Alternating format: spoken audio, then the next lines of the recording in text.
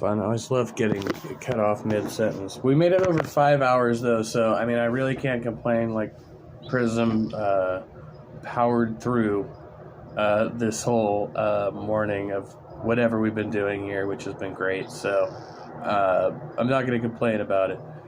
Many thanks to my viewers on the last stream. If anybody makes it over here, I know I had DeFreak in conversation there. I was responding to a comment when the last stream obviously abruptly glitched the fuck out. So that's always fun. Richard Madsen, Halcyonic Kaiju, Missing Mod. I think Missing Mod and I need to really have a one-to-one. I think that would be good. Christian Carpenter, got the notification. Yeah, the last one just took a squirt on me while I was in the middle of my sentence. So that's always fun. At least I recognized it pretty early, I think.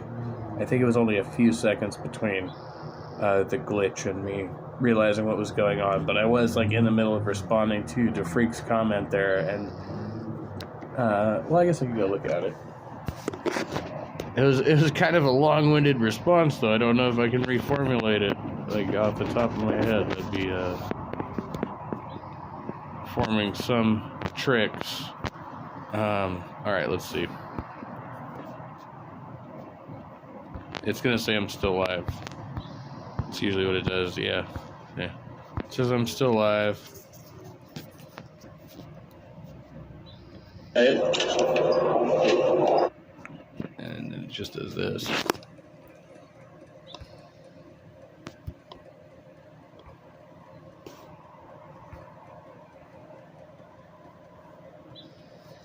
Oh, yeah.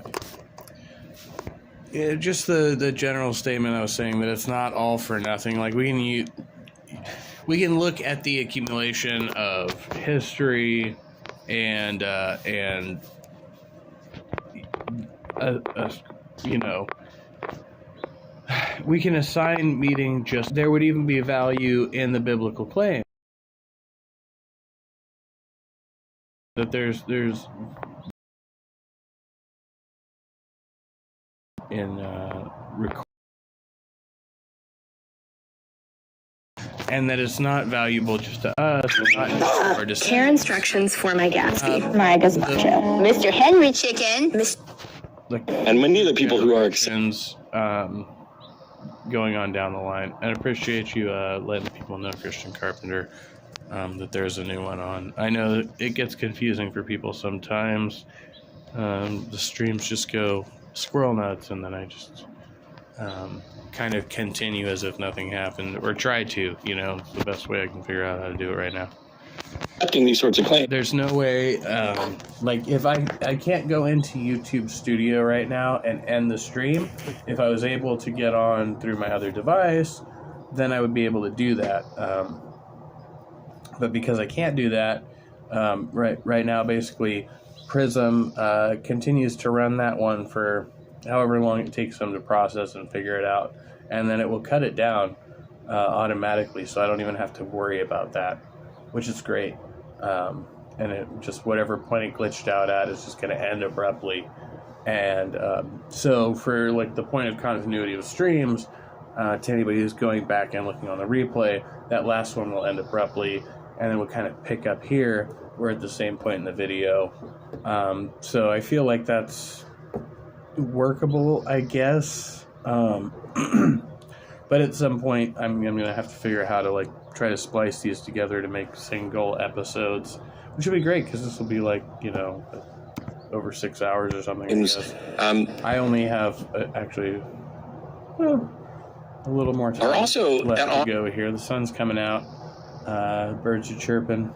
Here in the San Francisco Bay Area, we're being fabulous. With science, and it frustrates me that someone could, I don't know, fear getting a vaccine for fear of being microchipped or it being the mark of the beast, while they accept claims that don't have good evidence. If they were going to put a microchip into you, you'd think they would do it like, I think there's a lot of ways people could implant a microchip into you without having to vaccinate you. That's all I'm saying. All right. Thank you, Matt. Thank you, Trent. Those were two excellent opening statements. I'm gonna make an executive decision here, if that's okay. We kind of did agree upon it before the debate began, even though there was some confusion. What I'd like to do is do 2 8-minute cross-examinations and then open it up to just kind of 20-minute general chat between the two of you, because... Okay, so you get the format for the debate.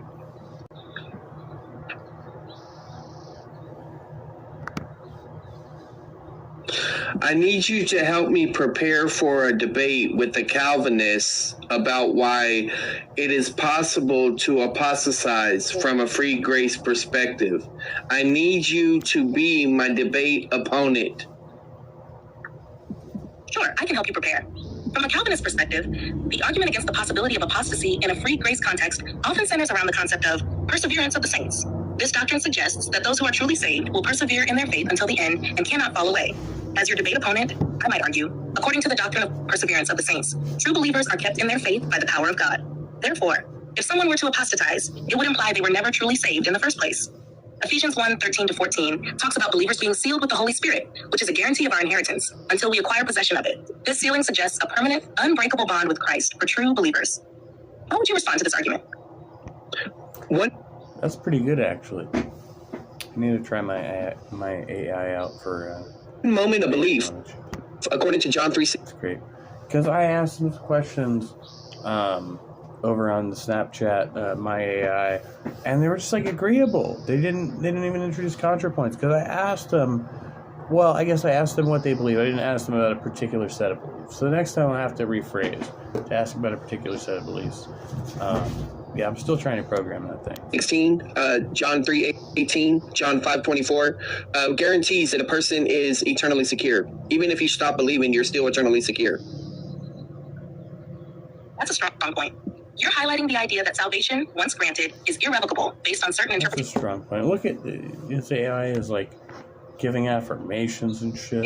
Of biblical passages. You could argue John 3:16, John 3:18, and John 5:24 emphasize belief in Jesus as the criterion for eternal life. These verses don't mention the need for perpetual belief or enduring faith.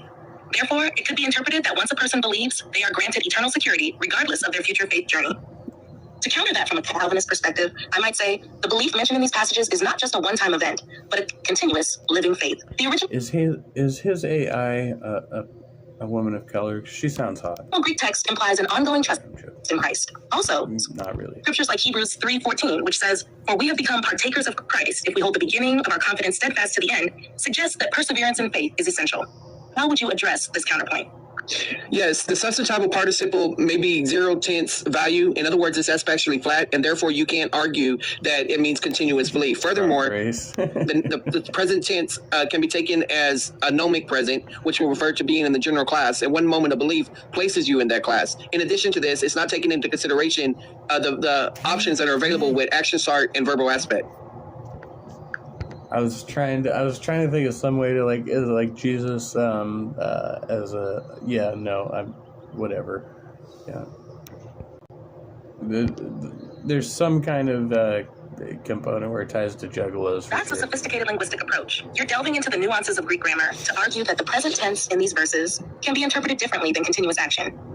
Your point about the substantival participle being aspectually flat is particularly intriguing. It suggests that the act of believing may not inherently imply a continuous, unending process, but could be a single, defining moment with lasting effects. From a Calvinist standpoint, I might counter with, while the Greek grammatical structure can indeed be interpreted in various ways, the overall message of the Bible, especially in the New Testament, emphasizes the importance of enduring faith. Passages like Matthew 24:13, "But the one who endures to the end will be saved," stress the need for continuous faith. This continuity is seen as evidence of true salvation. This argument relies on a broader interpretation of biblical themes rather than focusing solely on linguistic details. How would you respond to this broader thematic approach? You should limit yourself to the gospel according to John, because it's called the gospel according to belief. The other passages that you brought up were not written for the purpose of evangelism. Wait. No, she was bringing up a contrapoint, and he just interrupted. That's bad debate decorum. The gospel according to John is. Therefore, you need to limit your analysis to that. Whenever you do that, you will see that you did not bring up a counter to my interpretation of the Greek substantival participle. That's a valid point about focusing on the specific purpose and context of the Gospel of John. It's true that John's Gospel is often referred to as the Gospel of Belief, emphasizing belief in Jesus as the Son of God and the pathway to eternal life. Your argument to concentrate on the intent and audience of this particular gospel strengthens your position. Regarding your interpretation of the Greek substantival participle, as a Calvinist debater, I might say, while your linguistic analysis of the Greek text in John is compelling, it's important to consider the overall theological message of John's gospel. John repeatedly emphasizes not just initial belief, but a transformative, ongoing relationship with Christ. For instance, John 15:4-6 talks about abiding in Christ and the consequences of not doing so. This suggests a dynamic, ongoing faith rather than a one-time event. In this way, I try to shift the focus back to the broader thematic elements of John's gospel, while acknowledging the strength of your grammatical analysis. How would you address this emphasis on the transformative and relational aspects of faith in John's gospel? That's pretty good. I'm gonna have to try that. Deny and obliterate their own understanding of history. Censorship doesn't protect the vulnerable. It rewrites history to the benefit of the powerful and to the detriment of the people. As a prolific journalist and author, Michael Schellenberger understands this keenly. Michael's work is difficult to describe simply because it's so wide-ranging. Yet one theme emerges. From the death of environmentalism to progressive destruction of cities, Michael has uncovered it all, and he's done so with courage. Recently, Michael released part of the Twitter files, showing how the FBI and intelligence community discredited factual information. I'm not sure what AI model he's using. About Hunter Biden's foreign just ChatGPT business dealings. He also testified before the House Select Committee on the weaponization of the federal government, where he challenged the censorship industrial complex, detailing the U.S. government's support for domestic censorship and disinformation campaigns from 2016 to 2022. Insofar as we can evaluate the past few years of American history with integrity, we have Michael to thank for his dogged reporting. This evening, Michael's lecture is titled Escape the Woke Matrix, and there will be time for questions afterwards. Please join me in welcoming Michael Schellenberger to the stage. Thank you very much. What a great pleasure to be here. You've all heard the news. Climate change is destroying your future. Carbon dioxide is accumulating in the atmosphere. The planet has warmed 1.1 degrees centigrade since the pre-industrial period. Global warming is killing the Great Barrier Reef. We also know that police killing black people is a pandemic. Murders of trans people nearly doubled over the past 4 years. But there's more to this story. Carbon emissions peaked in Great Britain over 50 years ago. Same thing in France, the United States, and indeed, over the last decade, total global emissions declined. Why haven't you read that in the New York Times or the Washington Post? Deaths from natural disasters have diminished to a few hundred a year in the United States. Even as the global population quadrupled over the last century, they've declined internationally by over 90%. The cost of disasters everywhere is on decline. Why is nobody telling you that? As a result of declining deaths from extreme weather events and declining costs, what gets counted as a natural disaster has also declined. There's only one database that tracks natural disasters. It's the MDAT data center in Belgium, and total global weather and climate disasters have declined. How come nobody is saying that? The Great Barrier Reef recorded the highest amount of coral in 36 years, and maybe longer, because that's the amount of time that we've been studying and measuring the Great Coral, the reef on the Great Coral. The reef on the Great Coral. Local fries are better with cheese curds and sauce. Poutine, right? Is that, on the Great Barrier. It's Canadian goulash, I think. Reef. Why is nobody telling you that? These are my books. After I lost all of my friends and all of my financial support, not an intuitive move in your late 40s, I decided to put all my heartbreak into a single book, Apocalypse Never, which came out in 2020. I had the good fortune of it selling, and so I got to write a follow-up book, which was to understand. Where I saw this guy pulling out of the parking lot in a Tesla yesterday morning. And I'm not sure, but almost sure. Why do people who say they care more than anybody else let people suffering from schizophrenia smoke fentanyl and have the bottom parts of their legs rot on the street, where they are then taken into the hospital and have the bottom parts of their legs amputated? I don't know. It sounds like a good plan to me, Michael. Why do they then put them back on the street? Why do we spend 10 times more than other cities on homelessness and have those outcomes? How is that compassionate, and why is it done in the name of care? I know. Why don't they just give them homes? Like, that would be a lot more sensible, wouldn't it? There are no racial differences in police killings when accounting for whether or not the suspect was armed or a threat, justified or unjustified. Everybody knows this. There's no real debate about the data. The person who's done the most to discover this is Roland Fryer at Harvard University. You might have heard of Harvard University. And yet nobody talks about this. Police killings of African Americans declined from 217 per year in the 1970s to 157 per year in the 2010s in 58 of the largest U.S. cities. That's based on FBI data that my colleagues and I personally So they're down by like 60 people over how many? Yeah, okay, cool. Good job, I guess. Maybe. This is wonderful news. Police killings of all races declined dramatically from 59%. 157 per year. Wait. From 217 to 157. Yeah, that's like literally 50 people. Per year between 1970 and 1975 to 12 per year. Now, the rate of police killings in San Francisco and Oakland did increase slightly from 2.7 to 2.8 per year, respectively in the 70s, 2.4. And they're going to lower the bar city by city. And 3.9. But police killings per capita in those two cities declined by 8.3%. So when you account for the increase in population... Yeah, and the fact that they have like the highest, some of the highest racially diverse demographics and the best training. Yeah, for sure. Yeah, makes sense. Also declined. Researchers do not know if trans people are being killed disproportionately in comparison to cisgender people, nor do they know if trans homicides are rising, nor if trans people are being killed. 100,000 abortions? For being...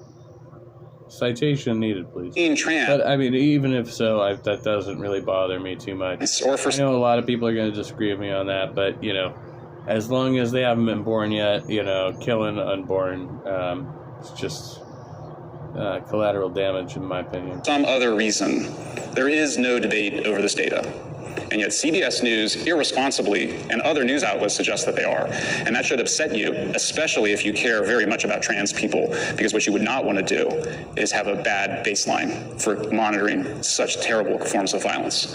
Why in the world does everybody get it so horribly wrong, unethically wrong, not just analytically wrong? Some of these things are easier to explain than others. There have been major disinformation campaigns waged by senior leaders in our government. They got an entire FBI investigation based on a made-up memo that suggested that Putin controlled Trump because prostitutes urinated on him in a bed. That is what happened. My mother still believes that Trump is a Russian asset because of that disinformation campaign. The labs leak all the time and have leaked for 50 years all around the world. The idea that COVID might have leaked from a lab was obvious to everybody, including the scientists who emailed Anthony Fauci on January 30th, 2020. In their email to him, they said, we think it's more likely to be a lab leak. Several days later, Fauci perpetuated a disinformation campaign that suggested that you were a racist for suggesting that the COVID-19 virus came from a lab, but not a racist if you thought it came from Chinese people eating bats. That happened. People said it was misinformation to suggest... Sorry, I'm 5:30. Oh, wow, they're pushing it red. That vaccines had side effects. Fine. Oh, fine here. People said that the Hunter Biden laptop was disinformation, not that it fell into a bathtub because Hunter Biden was hammered and smoking crack. Instead, somehow, the Russians had gotten Hunter Biden's laptop data and then got it onto a laptop and then dropped it off at a computer. Yeah, I heard Hunter got convicted of some gun charges. In more recent news. Of course, this is older, so. Repair store. It was the most cockamamie story, a conspiracy theory, and it was perpetuated by senior members of the U.S. government, retired and employed. And people say that the Twitter files just showed people doing content moderation, not censorship. These are senior elected officials who carried out this disinformation campaign. We now know absolute certainty that the FBI should never have launched that probe. Here's the email from the senior scientist to Fauci. Some of the features potentially look engineered. The furin cleavage site that does not belong on the spike protein was obviously engineered, and people knew that right away. And yet the Washington Post suggested that Tom Cotton keeps repeating a coronavirus fringe theory that scientists have disputed. The original headline, which Washington Post changed without acknowledging it on their article, said that he was spreading a debunked conspiracy theory. The Washington Post, which broke the famous Watergate scandal, spreads disinformation. Fauci and his colleagues constructed a fake science article in one of the greatest medical journals in the world, suggesting conspiracy theories were what those lab leak hypotheses were. The Great Barrington Declaration, co-authored by a new friend, Jay Bhattacharya of Stanford University, that Jay Bhattacharya is a fringe epidemiologist, a full professor at Stanford University, and one of the most beautiful individual people you'll ever meet. And Francis Collins, the head of the National Institutes of Health, the greatest medical organization and organizations in the world, formerly greatest, said that there needs to be a quick and devastating published takedown of his premises. The Great Barrington Declaration argued that the approach to the pandemic should be the approach to the pandemic that everybody agreed the approach to a pandemic should be before there was a pandemic, which is known as focused protection of the most vulnerable, but allowing children to go to school so they could actually learn something. I don't want to make it personal, but you do need to name names when you're uncovering bad behavior. It's funny, the same people, and in this case, I don't know about this guy in particular, but it's usually like the same people who are complaining because they can't go to church are also the ones complaining, So they're like, well, we have to, we don't want to wear masks we don't want the kids to wear masks in the school, but we also want to go to the church, and there's some kind of like,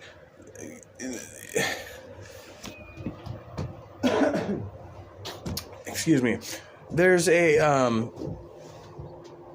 seems to be like a belief, like these are the same people that are now saying, we need to homeschool the kids because the schools are teaching the kids wokeness, but they didn't want the kids out of school in the first place, right? Because of, pandemic restrictions, right? So there's like this whole overlap where they think that they should dictate health and safety based on like their convenience or what they perceive, right? Once again, perception of their entitlements, right? Which I think is very interesting too, because a lot of people see public education as like a free childcare system, right? And that was really what it boiled down to during the pandemic. Is like if people themselves weren't out of work, because that was like the main concern, then it was the issue that their kids were out of school and they had to pay for childcare all of a sudden, right? And it wasn't really an issue of public safety. They didn't care about that. They cared about the fact that they were being economically impacted. That was actually the primary concern, in my opinion, like when it came down to things like that. And so this is kind of like similar to that narrative. And this person, Renee DiResta, is the smartest of the people in every room she's in, and she's a former CIA. Yeah, hey, Zyrex, good to see you. Why would you say that Christian Carpenter... I missed some comments there. Sorry. But good to see you anyway. Fellow, ostensibly former. One of the things that you learn when you interview people in the intelligence community is I'm on a time crunch now, apparently, so I'm kind of rushing to get myself ready to vacate the premises. So we'll watch a few more minutes of this and then I'll wrap up. But thank y'all for coming. Say nobody retires from the intelligence community. Nobody retires from it. This is a person who ran a censorship operation with U.S. taxpayer dollars that involved the Department of Defense, the National Science Foundation, the Department of Homeland Security. It subcontracted out the censorship work to 4 organizations that constituted the creme de la creme, people that went to places like Harvard and Stanford and apparently had their consciences ripped out from their hearts and their brains and got themselves in a situation of censoring the rabble, or what Hillary Clinton calls the deplorables, for doing things like questioning the elections or sharing stories of vaccine side effects on Twitter and Facebook. This was such a smashing success that they're now exporting to other countries, and there's nothing that's been done to stop this. Our work has not stopped this. This is continuing. Here's what Twitter did. I think it was necessarily sharing the stories about vaccine side effects, right? The issue was people greatly exaggerating or completely fabricating side effects or symptoms they claim to be having from vaccine injections, right? Which I've looked at some of these and they're fucking like outlandish, like totally crazy. Like these people are batshit, right? They are making things up out of whole cloth, right? I haven't seen any legitimate stories about the vaccine side effects personally, but if you know of them, hey, share them privately, obviously, because Facebook or YouTube will take us down for that. But I mean, I would look at it, but I just haven't seen anything legitimate coming from that school. To Jay Bhattacharya, they put him on a blacklist. The word blacklist is not my word. That's the Twitter internal word. You can see it right there in yellow on his profile. Trends blacklist. You can imagine the shock. Yeah, I think that's a borrowed term, but it's not really that shocking to me. That overcame Barry Weiss and Matt Taibbi and I when we saw this. He's one of the most important epidemiologists in the world, and he was on a blacklist because he suggested doing with the pandemic what everybody agreed we should do during a pandemic before there was a pandemic. The behavior from the White House is remarkable. Thuggish would describe it, bullying. Rob Flaherty, in particular, who sent this email to Facebook and got this response back from Facebook, whose names we shielded, not the public officials, their names should be known. And the Facebook executive said, yes, sir, please know that we are censoring even true stories of vaccine side effects. So mothers sharing stories of their children getting sick from the vaccine had their posts censored without their knowledge so that other mothers would not see them. Children get sick after being vaccinated. People get sick after being vaccinated. Like, that's standard. When you get a vaccine, you usually get sick with whatever the virus is that you're being inoculated from for a period of time. And then that's how inoculation occurs. Like, you selectively get sick with a little bit of it. That's kind of the point of doing vaccination. I don't know how people miss that fact. It's like when you get your tetanus shot, and you kind of feel like shit afterwards, and your arm is sore. Similar to that, you ever had a flu shot and you had like a mild 24-hour flu afterwards? Because that's the way the vaccines work. Right? People apparently forgot that when COVID came out. I don't know. It was weird. And there's no debate about that this happened. There's a lawsuit about this, and a question is only whether it violated the First Amendment. It's still, in my humble view, as a non-First Amendment scholar, a violation of the First Amendment to have the government have other people demand the censorship, or to demand that Facebook engage in the censorship. Matt Taibbi discovered that in this email from the Virality Project, which was a project funded by U.S. government contractors, that they demanded that Twitter censor, and you can see it in the yellow highlight in the middle, true content which might promote vaccine hesitancy. It's not that... Yeah, I'm on the fence about this because I don't think the government should be intervening in such matters necessarily. However, disinformation being a serious problem as it is, right?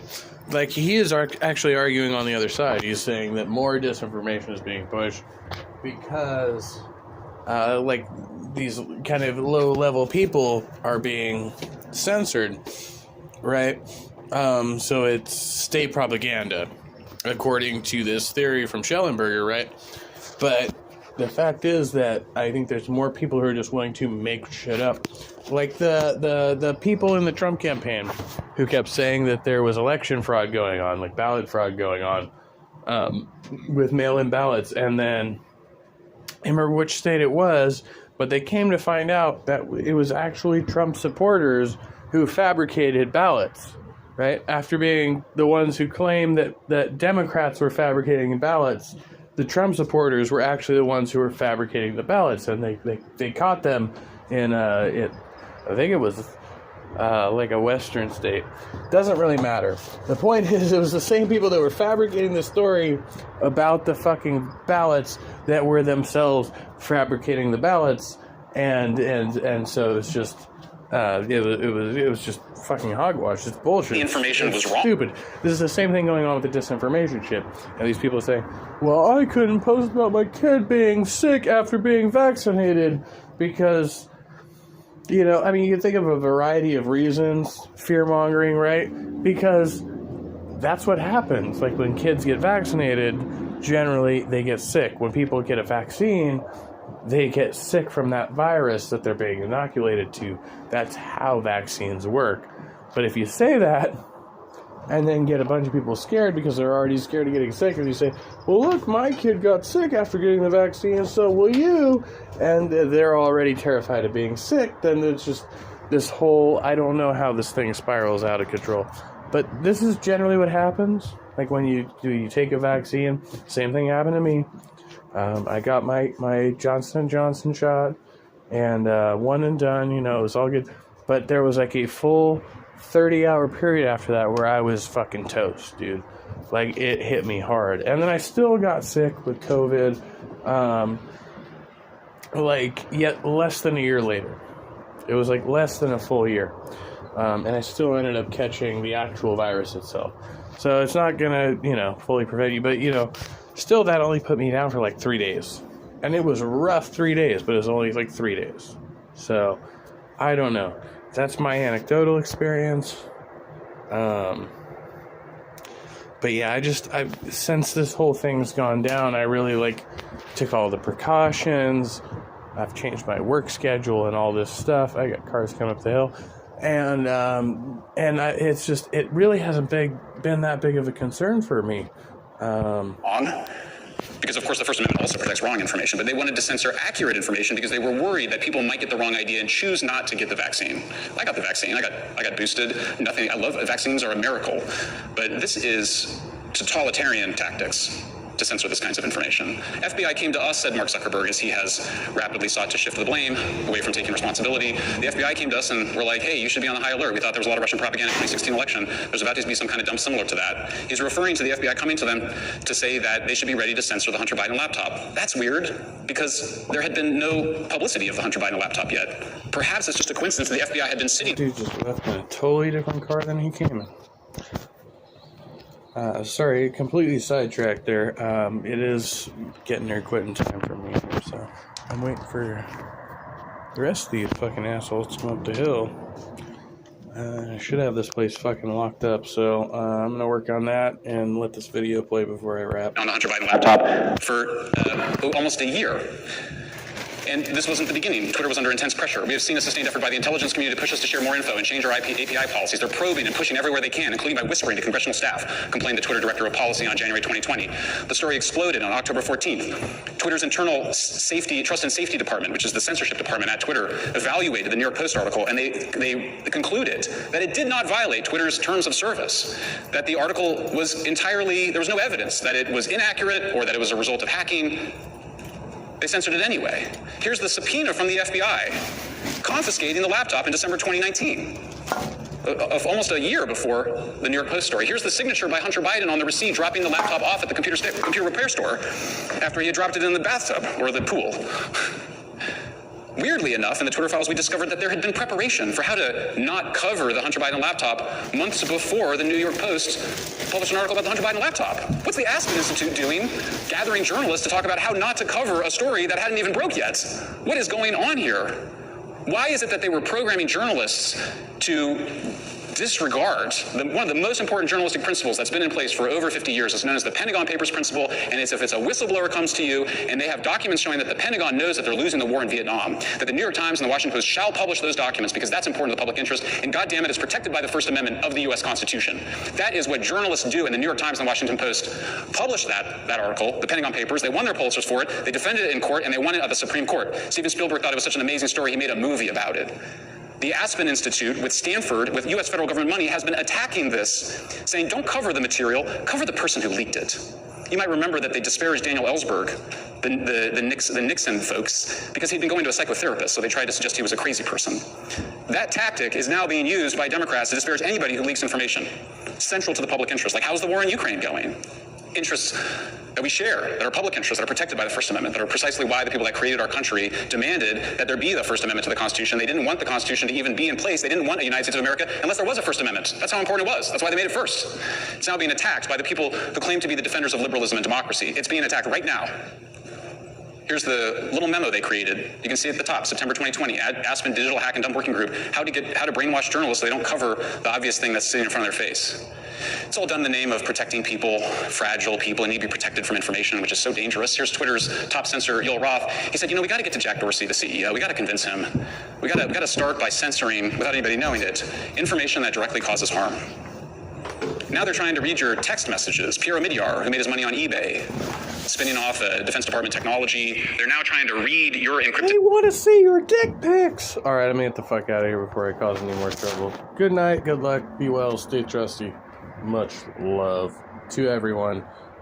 And, hope you have a delightful Saturday. Goodbye.